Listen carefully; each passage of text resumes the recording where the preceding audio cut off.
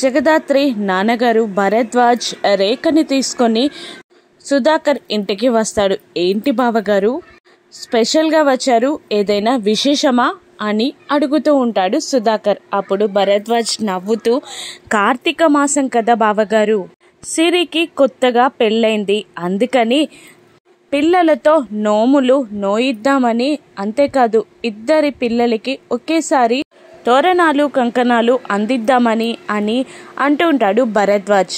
అవునా, అలాగే బావగారు, సంతోషం అంటాడు సుధాకర్. రేఖ ముందుగా వైజయంతికి బొట్టు పెట్టి గిఫ్ట్ అందిస్తుంది. ఆ తర్వాత కౌశిక్కి కూడా బొట్టు పెట్టి గిఫ్ట్ అందిస్తుంది. జగదాత్రికి కూడా బొట్టు పెట్టి గిఫ్ట్ అందిస్తుంది రేఖ.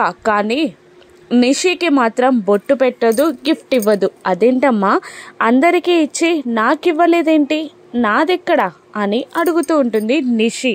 దాంతో రేఖ చిన్నగా నవ్వి నిషికి బొట్టు పెట్టి, మీరు మాత్రం ఎట్టి పరిస్థితుల్లో రావద్దు అని తెగేసి చెప్పేస్తుంది. దాంతో నిషి, జగదాత్రి, కౌశికి, వైజయంతి, సుధాకర్ అందరూ షాక్ అవుతారు. అదేంటమ్మా, నేను మాత్రమే ఎందుకు రాకూడదు, మేం మాత్రమే ఎందుకు రావద్దో చెప్పమ్మా అని నిలదీస్తూ ఉంటుంది నిషి. అసలు రేఖ ప్లాన్ ఏంటి, రేఖ మారిందా, జగదాత్రిని అర్థం చేసుకొని నిషికి బుద్ధి రావాలని దూరం పెడుతుందా, లేదంటే ఇంకేదైనా ప్లాన్ ఉందా? రాను ఎపిసోడ్స్లో చూద్దాం. Thank you for watching.